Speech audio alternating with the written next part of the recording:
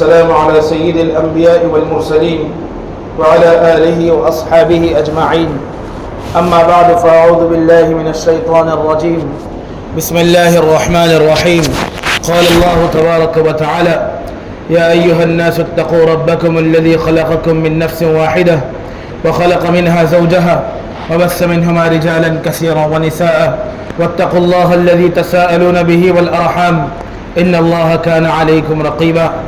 وقال الله تبارك وتعالى في موضع آخر: يا أيها الذين آمنوا اتقوا الله وقولوا قولا سديدا يصلح لكم أعمالكم ويغفر لكم ذنوبكم ومن يطع الله ورسوله فقد فاز فوزا عظيما.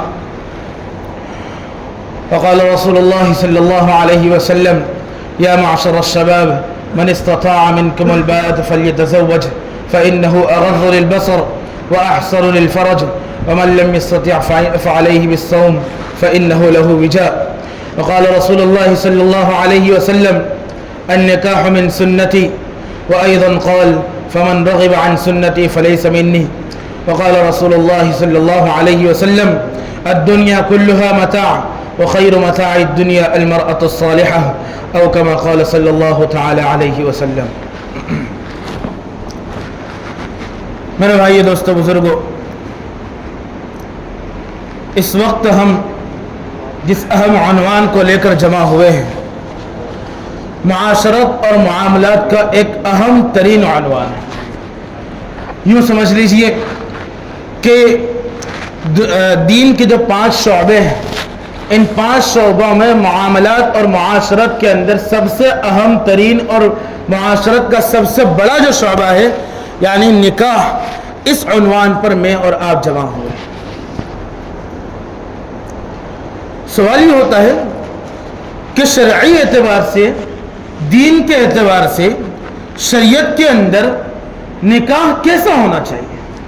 کیونکہ ہم تو مسلمان ہیں، ہم تو اسلام کے پیروکار ہیں، ہم پر تو مومن نام لگتا ہے، ہمیں تو ایمان والا کہا جاتا ہے، تو ہمارا ہر عمل ایمان کے ساتھ لگا ہوا ہونا چاہیے، ہمارا ہر عمل اسلام کے ساتھ لگا ہوا ہونا چاہیے. اور اسلام اور ایمان کے سب سے بڑے اس کو لانے والے، جسے یہ کہا جاتا ہے شارع علیہ الصلوۃ والسلام، یعنی حضرت محمد مصطفیٰ صلی اللہ علیہ وسلم، جن پر ہماری 100 جانیں قربان ہو جائیں، ان سے ہمیں بے انتہا محبت اور ان سے ہمیں بے انتہا عشق. ہمارا نام کیا لگتا ہے؟ عاشقان رسول. ہمیں کیا کہا جاتا ہے؟ ہم عاشق رسول ہیں. یعنی رسول اللہ صلی اللہ علیہ وسلم پر اگر ہماری 100 جانیں بھی قربان ہو جائے تو ہم رسول اللہ کا حق ادا نہیں کر پا رہے ہیں.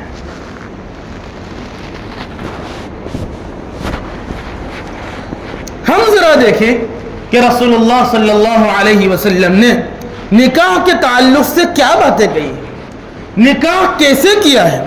کیونکہ اللہ تبارک و تعالیٰ نے قرآن کریم نازل فرمایا، تو قرآن کریم اللہ تبارک و تعالیٰ نے ایک کتاب دے دی کہ یہ آپ کے پاس شریعت ہے. اب ظاہر بات ہے کہ شریعت ایک تھیوری ہے، قرآن کریم ایک تھیوری ہے. اس میں بتلایا گیا کہ آپ ایسا کیجئے، ایسا کیجئے، ایسا کیجئے، اور قصے بیان کیے ہوئے ہیں تاکہ پرانی قوموں سے عبرت حاصل ہو. البتہ اس تھیوری کو پریکٹیکل لائف میں تو لانا ہوگا. پریکٹیکل لائف میں ہمارے سامنے کوئی چیز ہونی چاہیے جس کے ذریعے ہم قرآن کریم کو سمجھ سکیں. اور اسی لیے اللہ تبارک و تعالیٰ نے ہم پر یہ احسان فرمایا کہ تھیوری اتار کر پریکٹیکل بھی اتارا. تھیوری تو اتارا ہی قرآن کریم، اور اللہ تعالیٰ نے ساتھ ساتھ میں رسول اللہ صلی اللہ علیہ وسلم کو بھیجا تاکہ اس قرآن کریم کے اندر جو احکام ہیں، اس قرآن کے احکام کو اپلائیڈ شکل کے اندر ہم رسول اللہ صلی اللہ علیہ وسلم کے اندر دیکھیں. اور دیکھا حضرت عائشہ رضی اللہ تعالی عنہ سے کسی نے پوچھا قرآن کیا ہے، تو حضرت عائشہ رضی اللہ تعالیٰ نے فرمایا کہ حضور اقدس صلی اللہ علیہ وسلم کی زندگی دیکھ لیجئے تو آپ کو قرآن سمجھ میں آ جائے. کیا مطلب ہوا؟ اس تھیوری کو رسول اللہ صلی اللہ علیہ وسلم نے اس پریکٹیکل لائف میں کر کے دکھایا کہ آپ کو اگر زندگی گزارنی ہے تو میں یہ زندگی آپ کے سامنے نمونہ ہے. اور اسی لیے قرآن کریم کے اندر اللہ تبارک و تعالیٰ نے اس کا سرٹیفکیٹ بھی دے دیا, لَقَدْ كَانَ لَكُمْ فِي رَسُولِ اللَّهِ أُسْوَةٌ حَسَنَةٌ. حضور اقدس صلی اللہ علیہ وسلم کی زندگی میں آپ کے لیے بہترین نمونہ ہے.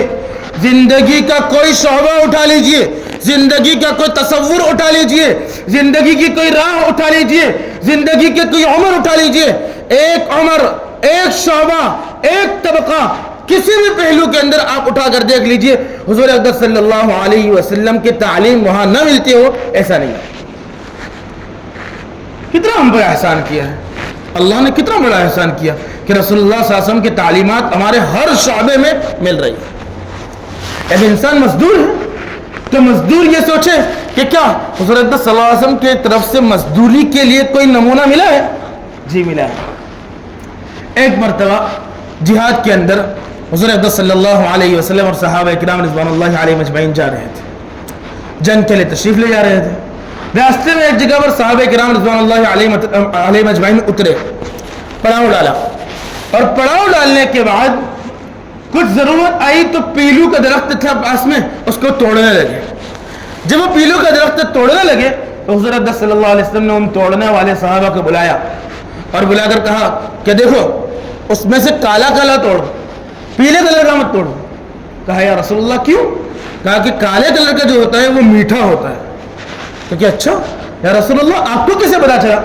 کہا کہ مکہ مکرمہ کے اندر میں نے جوانی کے اندر بکریاں چرائی ہیں, اور بکریاں چراتے وقت مجھے پیلو کو توڑنے کی ضرورت پڑتی تھی, اس وقت میں نے پیلو کو توڑا ہے. اس سے اندازہ آیا کہ پیلو کے اندر, پیلو کے درخت میں جو کالا کلر کا ہوتا ہے وہ اچھا ہوتا ہے.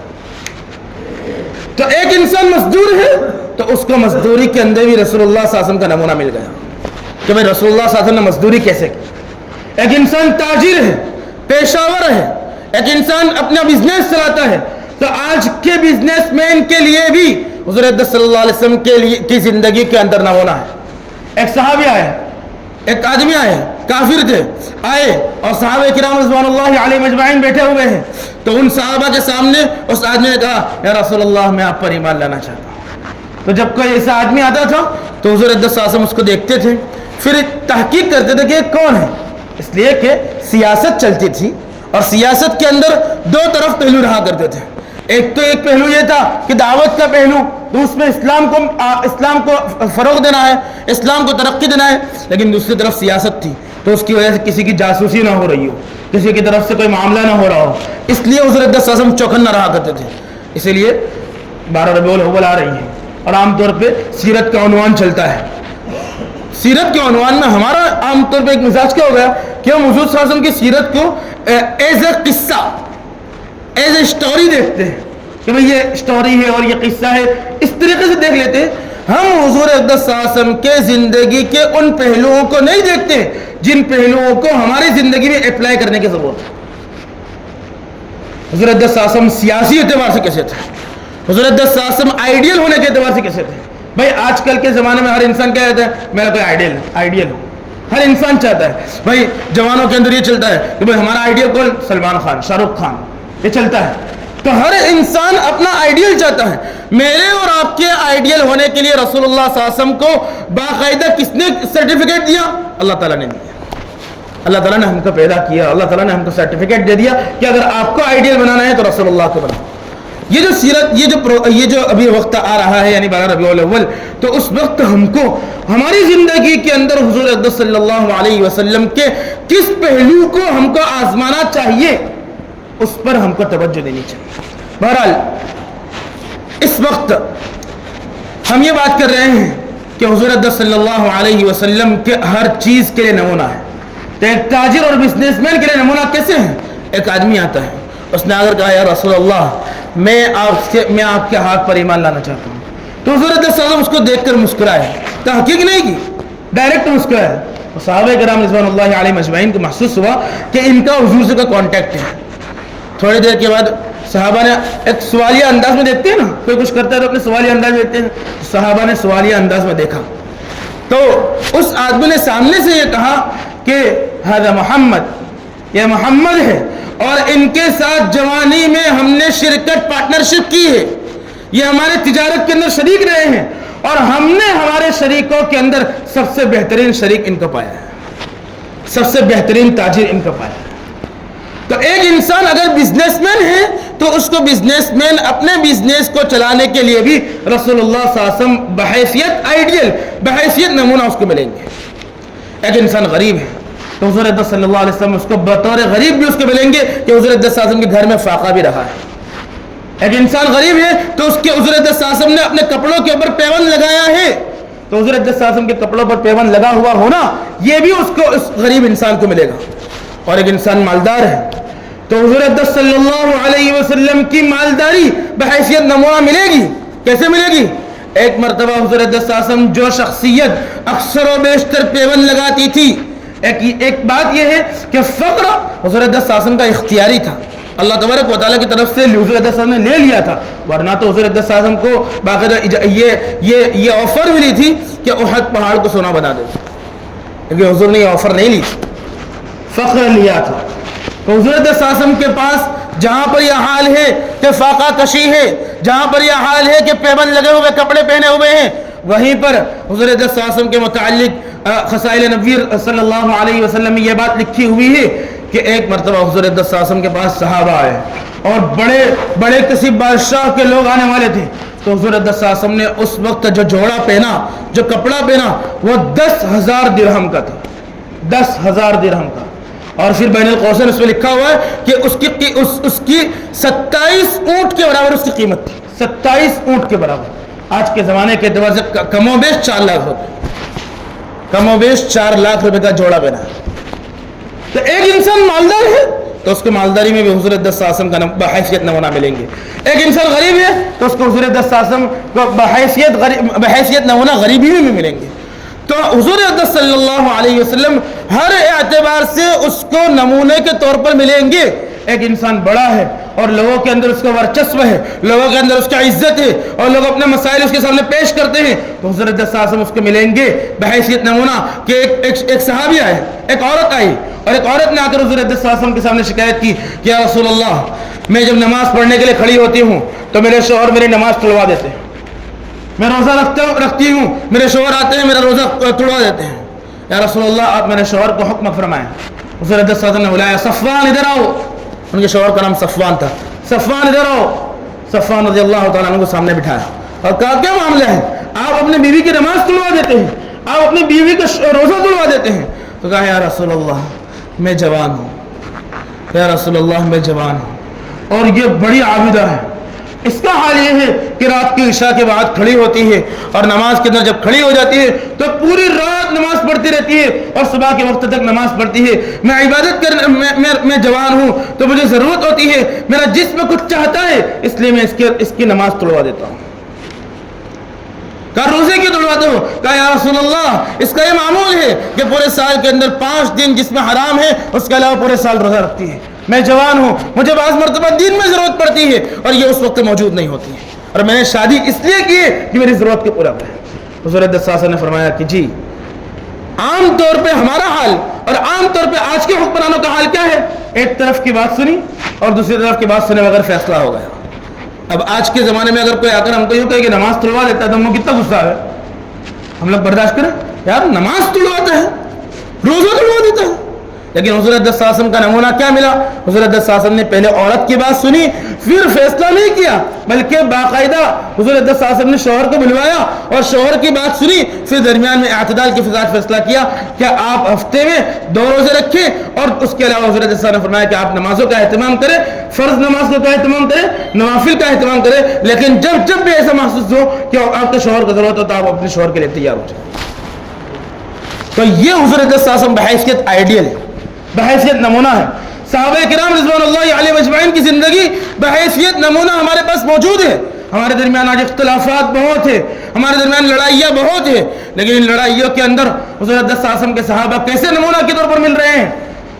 حضرت ابو ہریرہ رضی اللہ تعالی عنہ, ایک مرتبہ حضور اقدس صلی اللہ علیہ وسلم کے زمانے کے بعد حضرت علی رضی اللہ تعالیٰ عنہ اور حضرت معاویہ رضی اللہ تعالیٰ عنہ کے درمیان اختلاف ہے اور شدید اختلاف ہے.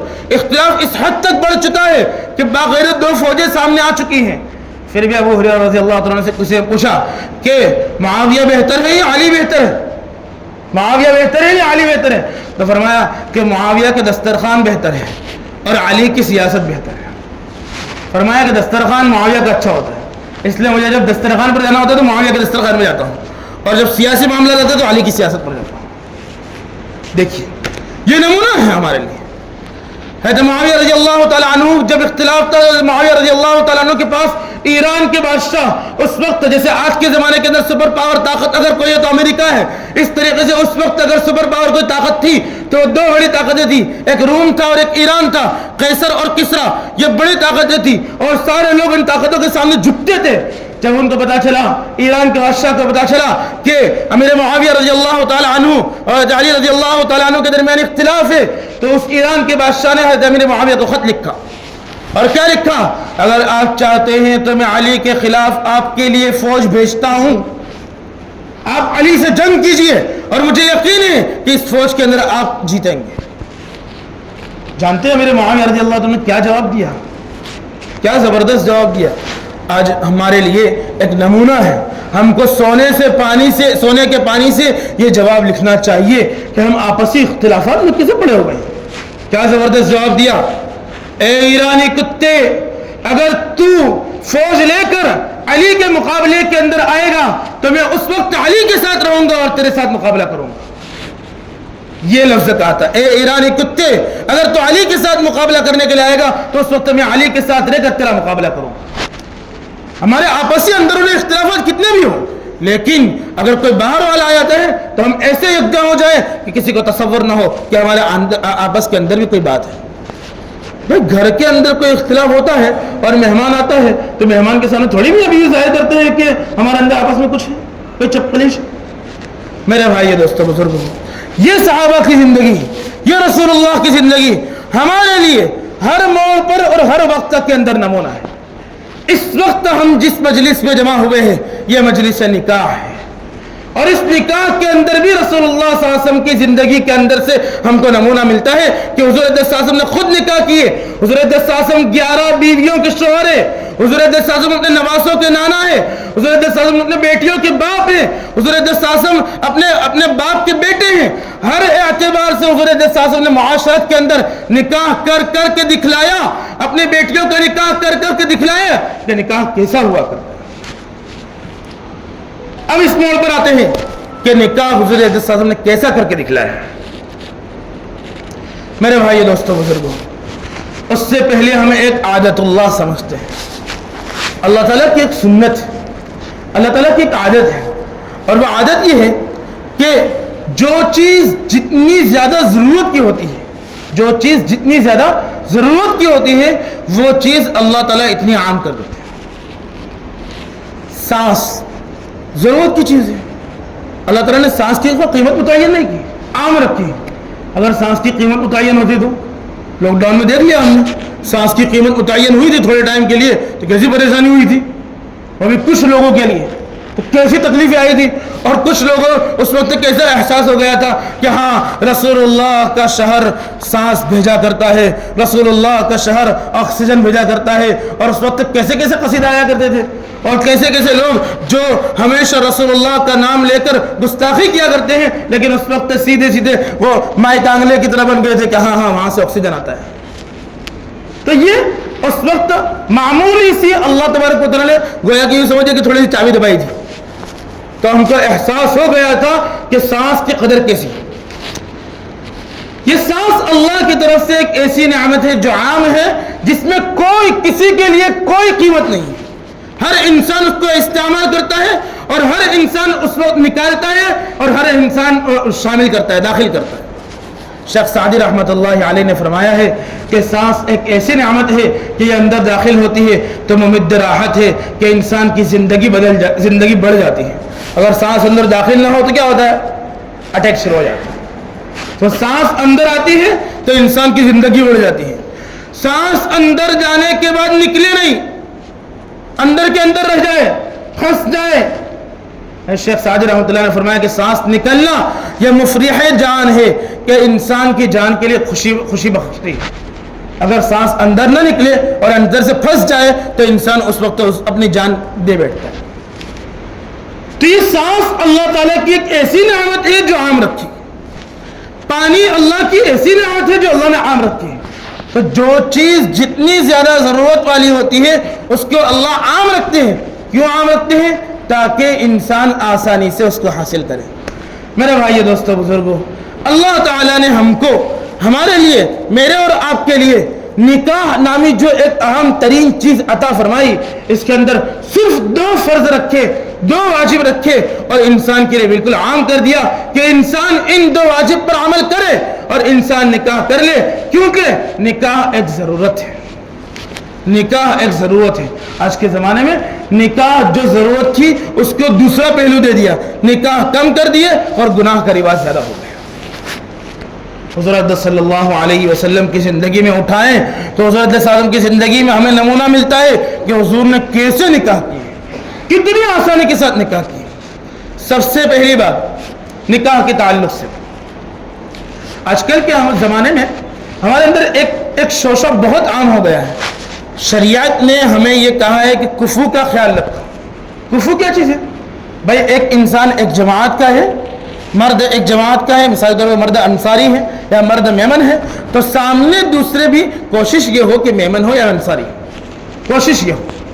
لیکن آج کل کے زمانے میں تو اس بات کو اتنا سختی سے سر پر سوار کر دیا ہے کہ اگر انصاری کو انصاری نہیں ملتی ہے لڑکی تو وہ لڑکی کی زندگی گزرتی رہتی ہے اور وہ لوگ شادی نہیں کرتے.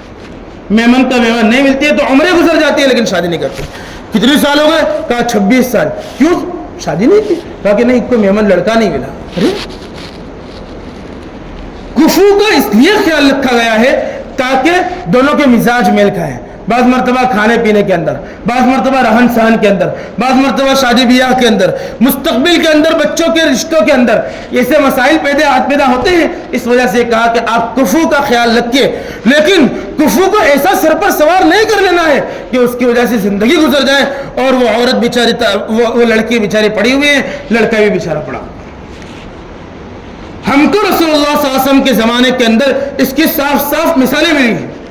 حضرت بلال رضی اللہ تعالیٰ عنہ بالکل کالے کلوٹے ہیں، بالکل سیاہ ہیں، بالکل حبشی ہیں، لیکن نکاح کس کے ساتھ ہوا جانتے ہیں آپ؟ ان کا نکاح کس کے ساتھ ہوا ہے؟ عبد الرحمن ابن عوف رضی اللہ تعالیٰ عنہ کے بیٹے کے ساتھ، جو ایسے مالدار صحابی تھے، ایسے مالدار صحابی تھے کہ جن کے مال کے متعلق یہ کہا جاتا تھا کہ اگر ان کے مال کو اونٹوں پر لادا جائے اور وہ اونٹوں کو قطار کے ساتھ کھڑا کر دیا جائے تو ان کے پہلا اونٹ مدینہ منورہ میں ہوگا اور دوسرا اونٹ مصر کے اندر، آخری اونٹ مصر کے اندر. اتنا مال تھا، اتنا مال تھا.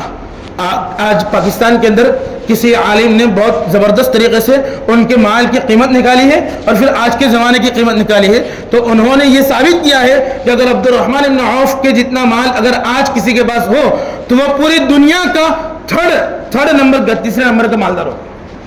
اتنے مالدار صحابی. لیکن نکاح کس کے ساتھ؟ اپنی بیٹی کا نکاح کس کے ساتھ کیا؟ آزاد کردہ غلام، حبشی، کالے ہیں لیکن مؤذن رسول صلی اللہ علیہ وسلم ہے، تو اپنی بیٹی کا نکاح ان کے ساتھ کیا. بتائیے کفو کا خیال نہیں رکھا؟ کفو کا خیال نہیں رکھا. ابوبکر صدیق رضی اللہ تعالی عنہ کی بہن بیوہ ہوئی. بیوہ ہو جانے کے بعد اب شادی کا وقت آیا، نکاح کے لیے لوگوں کے سامنے سے رشتہ آئے. حضرت ابوبکر صدیق رضی اللہ تعالیٰ عنہ جو حضرت صلی اللہ علیہ وسلم کے ساتھ ہمیشہ رہنے والے یار غار ہیں، لیکن اپنے یار غار ہونے کے باوجود لوگ حضرت ابوبکر کی معیت کو، حضرت ابوبکر کی قربت کو اپنے لیے باعث فخر سمجھتے تھے. لیکن انہوں نے اپنی بہن کا نکاح کس کے ساتھ کیا؟ ایک آزاد کردہ غلام کے ساتھ کیا، اپنے آزاد کردہ غلام کے ساتھ کیا. حضرت حسین رضی اللہ تعالیٰ عنہ کی شہادت ہو گئی. ان کی اہلیہ ایک ایرانی شہزادی تھی. اس ایرانی شہزادی کا ان کے بیٹے امام زین العابدین رحمۃ اللہ علیہ نے جب نکاح کا وقت آیا تو اپنے ہی غلام کو آزاد کیا اور اس آزاد کردہ غلام کا نکاح کر دیا. میرے بھائی دوستو بزرگوں، کیا ان کے اندر کفو نہیں تھا؟ کیا وہ یہ نہیں دیکھتے تھے کہ ایک دوسرے کا خیال رکھا جائے، ایک دوسرے کا مزاج؟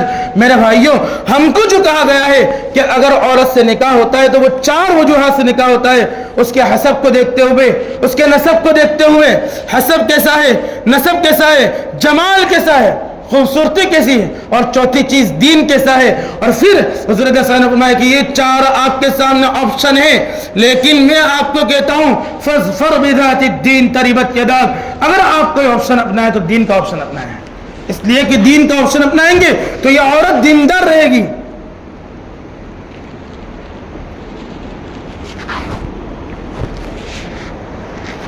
یہ عورت دیندار بنے گی، اور یہ عورت کی دینداری آپ کے بچوں میں منتقل ہوگی، اور آپ کے بچوں میں منتقل ہونے والی یہ دینداری آپ کے نسلوں کے اندر ایمان کو بڑھانے کا ذریعہ بنے گی.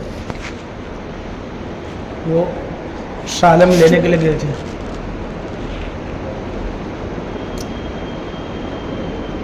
اجازت لینے کے لیے گئے تھے تو وہ آ گئے. تو ہم سے یہ کہا فَاظْفَرْ بِذَاتِ الدِّينِ تَرِبَتْ يَدَاكَ. آپ دین کی راہ کو اپنائیے، دین کو آپ آپشن لگائیے، دین کو آپ بڑا بنائیے تو ہی کام ہوگا. باقی دین کا کام نہیں ہوگا، دین کے اندر نہیں رہیں گے تو معاملہ یہ ہوگا کہ جمال کو دیکھ کے کام تو ہو جائے گا، لیکن اس وقت آپ کو وہ چیز نصیب نہیں ہوگا جو آپ کے نسلوں تک ایمان کو بڑھائے. تو یہ ہے میرے بھائی دوستو بزرگوں کہ ہم کو یہ کہا گیا کہ دین کے اندر کفو کا ایسا خیال رکھیں. دوسری سب سے بڑی بات، ہم سے یہ کہا گیا کہ دین نکاح آسان ہے، نکاح کو مشکل نہ بنا ہے. آج کل کے زمانے میں ہم نے نکاح کو مشکل بنا دیا. نکاح بہت آسان، اتنا آسان، اتنا آسان. حضرت ابن عمر رضی اللہ تعالیٰ عنہ، عبداللہ ابن عمر، حضرت عمر رضی اللہ تعالیٰ عنہ کے بیٹے ہیں، طواف کر رہے ہیں، کعبہ کا طواف ہو رہا ہے، اور طواف کے درمیان ایک صحابی ہے حضرت عروہ رضی اللہ تعالیٰ عنہ، صحابی ہے یا تابعی، وہ آتے ہیں اور آ کر کہتے ہیں کہ مجھے آپ کی بیٹی سے نکاح کرنا ہے. طواف کے دوران آ کر کیا کہتے ہیں؟ مجھے آپ کی بیٹی سے نکاح کرنا ہے. حضرت ابن عمر رضی اللہ تعالیٰ نے فرمایا طواف چل رہا ہے، طواف کے بعد ملتا ہوں میں. وہ حضرت عروہ رضی اللہ تعالیٰ غائب ہو گئے، ملے ہی نہیں. مدینہ منورہ جب پہنچتے تو مدینہ منورہ پہنچ کر جا کر دیکھا تو مدینہ منورہ کے اندر ہے تو عروہ رضی اللہ تعالیٰ ایک مرتبہ ملے تو ہے تو عروہ رضی اللہ تعالیٰ سامنے سے ملے نہیں. حضرت ابن عمر رضی اللہ تعالیٰ نے بلایا، ادھر عروہ ادھر. کہا کیا ہوا؟ کہا کہ آپ نے مجھے کہا تھا کہ میری بیٹی سے آپ نکاح کرنا چاہتے ہیں. کہا کہ جی یا رسول جی میں نکاح کرنا چاہتا ہوں. کہا کہ ٹھیک ہے، آپ کے پاس کیا ہے مہر دینے کے لیے؟ کہا کہ میرے پاس فلاں چیزیں مہر دینے کے لیے. کہا ٹھیک ہے چلیے گھر پہ. وہ مہر دینے کے لیے گھر پہ لے گئے. گھر پر بیوی سے بات کی، بیٹی سے بات کی، بیٹی تیار ہو گئی. اسی مجلس میں کوئی مجلس بھی دینے کی، اسی مجلس کے اندر تمام لوگوں کو بلایا اور کچھ لوگوں کو بلا کر یوں کہا کہ چلو نکاح کا خطبہ پڑھا اور اپنے بیٹے کا نکاح کرا.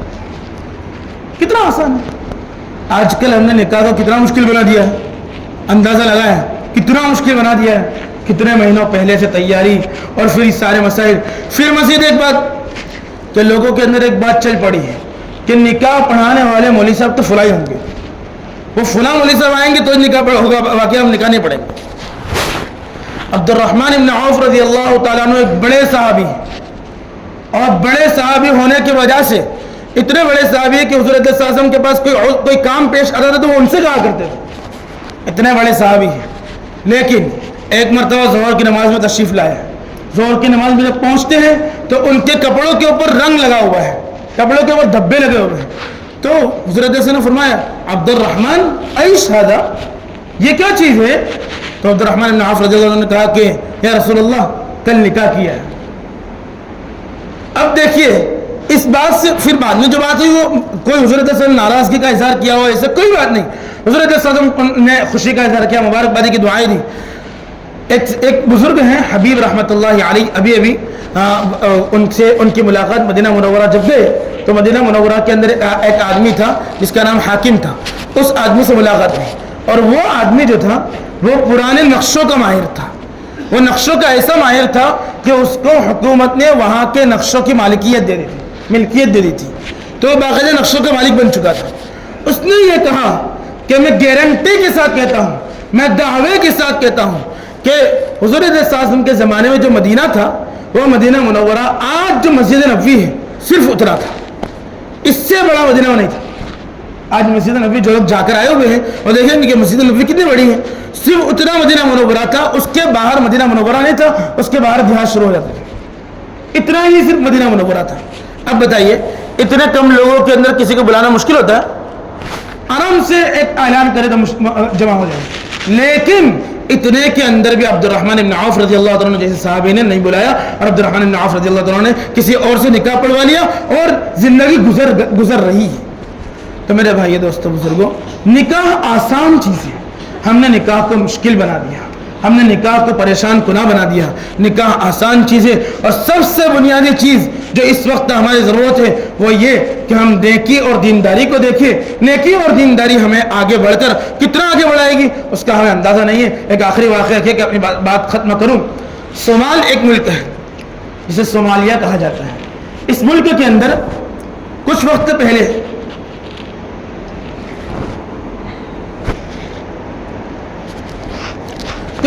کی بات ہے، ایک آدمی تھا جس کا نام عبداللہ تھا، اور اس وقت وہاں پر، اب تو اسلامی حکومت ہے لیکن اس وقت اسلامی حکومت نہیں تھی. جب وہاں اسلامی حکومت نہیں تھی اس وقت کی بات ہے کہ اس عبداللہ نامی آدمی نے، اس کی آواز بہت خوبصورت تھی اور ایسے حسین اور ایسی میٹھی آواز تھی کہ جب وہ اسکول پڑھتا تھا اس وقت وہاں کی ٹیچریں اس کی آواز پر ایسی فدا ہو گئی کہ اس وقت ان کی اسکول کے اندر کوئی حکومت کا کوئی کارندہ آیا اور اس کارندے کے سامنے اس کی آواز کو جب پیش کیا گیا تو اس حکومت کے آدمی نے یہ کہا کہ یہ آدمی ہمارا گلوکار بنے گا اور یہ ہمارا نیشنل اینتھم تیار کرے گا اور یہ ہمارا نیشنل اینتھسٹ بنے گا. فرمایا کہ یہ ہمارا حکومت کا، ملکی اعتبار سے حکومت کا یہ ہمارا گلوکار اور ہمارا گانا گانے والا بنے گا. اور حقیقت میں ہوا بھی ایسا. وہ انسان بڑا ہوا اور وہ جب بڑا، وہ لڑکا جب بڑے ہوتے ہوتے بڑا جوان ہو گیا تو وہ باقاعدہ وہاں کا گلوکار بنا. اور گلوکار بننے کے بعد اس کے بڑے بڑے کلب تیار ہوئے اور بڑے بڑے کلب کے اندر اور مختلف رقاصاؤں کی محفلوں کے اندر اور مختلف ڈانس پارٹیوں کے اندر اس کو بلایا جاتا تھا اور اس کی ایک وقت کی فیس لمبی رہا کرتی تھی جس کو حکومت پے کیا کرتی. اور جس وقت یہ جاتا تھا تو اس وقت بے شمار لڑکیوں کی لائنیں اور ایسی رہا کرتی تھی. ایک زمانہ آیا کہ اس کی نکاح کا وقت ہوا. جب شادی کا وقت ہوا تو اس کو یہ تصور تھا کہ مجھ سے شادی کرنے کے لیے تو ملک کی کتنی لڑکیاں تیار ہو گئی. اور ظاہر بات ہے ایسے انسان کے لیے شادی کرنے کے لیے لوگ تیار ہوا کرتے. بہرحال کہیں اپنی دوستوں کے اندر بات کی اور بات میں بات نکلتی گئی اور کئی لڑکیوں کی طرف سے پیغام آئے، لیکن ان کے والدین نے اس کی شادی ایک نیک دیندار خاتون سے کر دی. اب اس وقت وہ تیار تھا نہیں تھا اس بات کو نہیں دیکھا اور نیک دیندار سے شادی کر دی اور طے ہو چکا، نکاح ہو گیا. اب نکاح ہونے کے بعد یہ تھا کہ وہ عورت کے ساتھ جو معاملہ اس کے ہوئے، اس عورت کے ساتھ معاملات میں آگے بڑھتے بڑھتے اس کے کاروبار کا، یعنی اس کا جو کام کاج تھا، جو وہ گانا گایا کرتا تھا، گلوکاری کیا کرتا تھا، اس کا جو وقت تھا وہ انشاءاللہ شروع ہوتا تھا اور فجر تک رہتا تھا کیونکہ اسی وقت ڈانس پارٹیاں لگتی تھی. اس وقت اس کا کلب کھلتا تھا اور اس کلب کے اندر وہ کام کرتا تھا. اب یہ رات کو اس کی عورت انتظار کرے اور یہ باہر جائے، کام اس طریقے سے نکل جاتا تھا. معاملہ چلتا رہا، کافی وقت تک یہ معاملہ چلتا رہا. ایک دن صبح کے وقت جو اس کا ایک کہنا تھا کہ روزانہ صبح میں جب آتا تھا تو میری بیوی کو میں قرآن کریم پڑھتے ہوئے پاتا تھا. میں جب بھی روزانہ ہوں تو وہ میری بیوی قرآن کریم پڑھتی ہے. ایک دن صبح کے وقت جب وہ قرآن کریم پڑھ رہی تھی اور میں آیا اور اس وقت اذان کی آواز لگی، حی علی الصلاح حی علی الفلاح ہوا، تو اس نے مجھے کہا کہ میرے شوہر، آپ چاہے کتنے ہی مشہور ہیں یا کچھ بھی ہے لیکن آپ اذان کی آواز پر مسجد کیوں نہیں جاتے ہیں؟ اللہ کا منادی پکارتا ہے اور آپ مسجد نہیں جاتے ہیں. اس کی یہ بات جب اس نے کہی تو اس کو تھوڑا غصہ آ گیا کیونکہ اس کی لائن تو دوسری تھی. تو اس کو غصہ آ گیا. جب اس کو غصہ آ گیا تو اس نے کہا کہ دیکھ، تو اپنے نیکی پر رہ، تو اپنے نیک اعمال کر، لیکن تو مجھے مت بول. میں نے تجھے کبھی روکا نہیں، اس لیے تو اپنا کام کرتی رہے اور مجھے مت بولا کر، میں اپنا کام کرتا ہوں. ایک دن، 2 دن، 3 دن، 4 دن، 5 دن، پھر وقت ملا، پھر ایک دن موقع پا کر پھر اس نے کہا، پھر کسی دن موقع پا کر پھر اس نے کہا، پھر کسی دن موقع پا کر پھر اس نے کہا. اس طریقے سے کئی مواقع پر اس نے یہ بات کہی کہ میرے شوہر اذان ہو رہی ہے، آپ پہنچیے اور پہنچ کر آپ اللہ تبارک و تعالیٰ کی فرض ادا کیجیے. بہرحال بات ہوتی گئی لیکن وہ شوہر اس کا مانتا نہیں تھا. ایک دن جب وہ گھر پر آتا ہے تو اس کی بیوی نے یہ کہا کہ میں آپ سے طلاق چاہتی ہوں. اس کو دھچکا لگا کہ ایک عورت ہو کر مجھ سے طلاق چاہتی ہے. میں وہ شخص ہوں کہ میرے فین اتنے ہیں کہ مجھ سے تو ملک کی کوئی بھی لڑکی شادی کرنے کے لیے تیار ہو جائے گی, بلکہ جس سے میری شادی ہوئی اس کو تو سب سے زیادہ فخر ہونا چاہیے, اور یہ مجھ سے طلاق چاہتی ہے. پریشان ہوا, اور پریشان ہوتے تو پوچھا کہ آپ مجھ سے کیوں طلاق چاہتی ہیں؟ اس نے کہا کہ میں اس انسان کے ساتھ ہرگز نہیں رہ سکتی ہے جو اللہ تعالیٰ کا وفادار نہ ہو. میں اللہ کی وفادار ہوں, تو میں یہ چاہتی ہوں کہ میرا شوہر بھی اللہ کا وفادار ہو. اس لیے میں آپ سے یہ چاہتی ہوں کہ آپ وفاداری کے ساتھ کام کریں. اگر آپ اللہ کی وفاداری نہیں کرتے ہیں تو آپ مجھ سے کیا وفا نبھائیں گے؟ میں آپ کے ساتھ رہنا نہیں چاہوں گا. اس کو بڑا تعجب ہوا. طلاق تو بات کی بات, اس کو اس بات پر تعجب ہوا کہ میری بیوی مجھ سے طلاق مانگ رہی ہے, مجھ سے جدائی چاہ رہی ہے. یہ سوچتے سوچتے وہ گھر سے باہر نکل گیا. غصہ بہت آیا اور وہ گھر سے باہر دن بھر ٹہلتا رہا, اور رات کے وقت اس کے کلب کا وقت ہوا تو وہ کلب میں جانے لگا. جیسے ہی کلب کے اندر اس نے پیر رکھا کہ عشاء کی اذان کا وقت ہوا, اور عشاء کی اذان کا وقت ہوا, اور اچانک وہ اللہ اکبر کی آواز کسی کی آئی. وہ اللہ اکبر کی آواز جب اس کے کانوں میں پہنچی تو اس کو عجیب سی ایک مٹھاس محسوس ہوئی, عجیب سی ایک چیز محسوس ہوئی. وہ پتہ نہیں کس کی دعاؤں کا اثر ہوگا, ہم سمجھ سکتے ہیں کہ کہاں کی دعا کا اثر پڑا ہوگا. تو اس نے کہا کہ چلو میری بیوی اتنی ضد کرتی ہے تو آج نماز تو پڑھ کے دیکھو. تو اس نے یہ سوچ کر مسجد میں گیا. اب لوگ تو اس کو جانتے تھے کہ وہ تو یہاں کا گلوکار ہے. اب جیسے وہ مسجد میں آیا اور نماز پڑھ کر جیسے نکلنے لگا تو لوگ اس کی ملاقات کی لائن لگا رہے ہیں, کوئی مسافہ کر رہا ہے, کوئی ہاتھ چوم رہا ہے, کوئی کیا کر رہا ہے, کوئی کیا کر رہا ہے. تو اس کو بڑا تعجب ہوا کہ یہ کیا بات ہے. تو اس نے اس وقت جیسے ہی مسجد سے باہر آیا تو اس کے دل کے اندر کچھ تبدیلی محسوس ہوئی. دل میں جب تبدیلی محسوس ہوئی تو اس نے اس وقت واپس مسجد میں داخل ہوا, اور مسجد میں داخل ہو کر اندر گیا اور اندر ہاتھ اٹھایا. کبھی ہاتھ نہیں اٹھایا, پہلی مرتبہ زندگی میں ہاتھ اٹھایا, اور ہاتھ اٹھا کر کہا اے اللہ مجھے صحیح رہبری کر دے. صرف اتنا کہا, اللہ مجھے صحیح رہبری کر دے.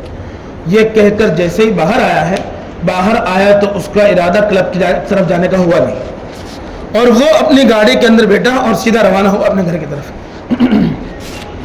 گھر پہنچا. گھر بیوی نے کبھی عشاء کے بعد آتے اس کو دیکھا ہی نہیں تھا. جب وہ آیا تو بیوی کو تعجب ہوا. کہا کیا بات ہے؟ کہا کہ مجھے سمجھ میں نہیں آ رہا ہے, تم جو قرآن پڑھتے ہو ذرا پڑھ کر دکھاؤ. اس نے قرآن کریم پڑھ کر دکھایا. قرآن کریم کا ایک صفحہ سننا تھا کہ اس کی زندگی کے اندر چینجنگ پیدا ہوئی. اس کی زندگی وہ ایک صفحہ اس کی زندگی کا انقلاب لانے والا صفحہ بن گیا. اس نے اب دل میں یوں طے کیا کہ مجھے کیا کرنا ہوگا. اس نے اپنی بیوی سے پوچھا مجھے کیا کرنا ہوگا. کہا کہ آپ کو کچھ نہیں کرنا ہوگا, آپ 5 وقت صرف اللہ کے لیے اللہ کے سامنے سجدہ کیجئے, آپ کا کام ہو جائے گا. کہا اس کے علاوہ کچھ نہیں. کیا وہ کلب چل رہا ہے؟ کہا اگر آپ کا ارادہ ہو تو اس کلب کو ہم مدرسہ بنا دیں. آپ کا ارادہ ہو تو اس کلب کو مسجد بنا دیتے ہیں. کیا تبدیلی ایک قرآن کریم کے صفحے کے اندر تھی کہ اس نے طے کر لیا. اس نے اپنی گاڑی بیچ دی اور اس کلب کو بیچ دیا, اور اس کلب کو بیچ کر جو قیمت آئی اس قیمت سے اس نے مدرسہ بنوایا, اور مدرسہ بنا کر اس کے اندر وہ کام کرنا شروع کر دیا. حتیٰ کہ رفتہ رفتہ جب انسان دینداری پر لگتا ہے تو اس پر آزمائش آتی ہے. یہ اصول ہے, انسان دینداری پر لگتا ہے تو آزمائش آتی ہے. حتیٰ کہ ایسا ہو گیا کہ جو انسان ہمیشہ ریل پیل میں رہا کرتا تھا, ہمیشہ اس کے پاس گاڑیاں رہا کرتی تھی, اور ہمیشہ خوشبخت کھانے رہا کرتے تھے, اب حال یہ ہو گیا کہ اس کے پاس کھانوں کی کمی ہو گئی. اتنی کمی ہو گئی کہ اس کے پاس پیسوں کی کمی ہوتے ہوتے باقاعدہ فاقے تک کی نوبت آ گئی. جب حکومت کو پتا چلا, لوگوں کو پتا چلا تو لوگ اس کے پاس آئے اور انہوں نے آفر رکھی کہ تو جتنے پیسے لیا کرتا تھا اس سے ڈبل ٹرپل, حتیٰ کہ کتاب میں لکھا ہے کہ 10 گنا تک کے آفر آئے. لیکن اس نے کہا کہ نہیں, میں نے اللہ کو مان لیا ہے, اور اس اللہ نے میرے دل میں یہ بات اتار دی ہے کہ یہ تیری آواز گلوکاری کے لیے نہیں ہے, بلکہ یہ تیری آواز قرآن کریم پڑھنے کے لیے ہے, اس لیے میں اللہ تعالیٰ کے قرآن کے علاوہ کوئی کام نہیں کروں گا. اس نے یہ طے کر لیا. کئی لوگوں نے منایا لیکن اس کو مانا نہیں. حتیٰ کہ بات حکومت تک پہنچی, اور حکومت نے یہ کہا, مختصر اور واقعہ پیش کرتا ہوں ختم کرنے کے لیے, کہ حکومت نے یہ کہا کہ اگر آپ گلوکاری نہیں کریں گے تو ہم آپ کو جیل میں ڈال دیں گے. جیل میں ڈالنے کا جب فیصلہ کیا تو اس نے کہا کہ میں تیار ہوں, میں جیل میں جاؤں گا لیکن میں گلوکاری نہیں کروں گا. حتیٰ کہ حکومت نے اس کو اٹھا کر جیل میں ڈال دیا, اور جیل میں اس کے اوپر سخت آزمائشیں آئی ان آزمائشوں کے باوجود وہ اس پر قائم رہا، اور اس وقت اس کو سب سے زیادہ اگر کسی نے ساتھ دیا تو وہ اس کی بیوی نے ساتھ دیا۔ انتہا یہاں تک ہوئی کہ حکومت بھی مجبور ہو کر اس کو مار پیٹ کرنے کے باوجود جب وہ مانا نہیں تو حکومت نے اس کو رہا کر دیا اور کہا کہ اب آپ جو کرنا چاہے کریں۔ وہ اس وقت کے بعد اس نے وہ ملک چھوڑا اور دوسرے ملک جا کر اپنی بیوی کے ساتھ جا کر دوسرے ملک کے اندر وہ باقاعدہ وہاں عالم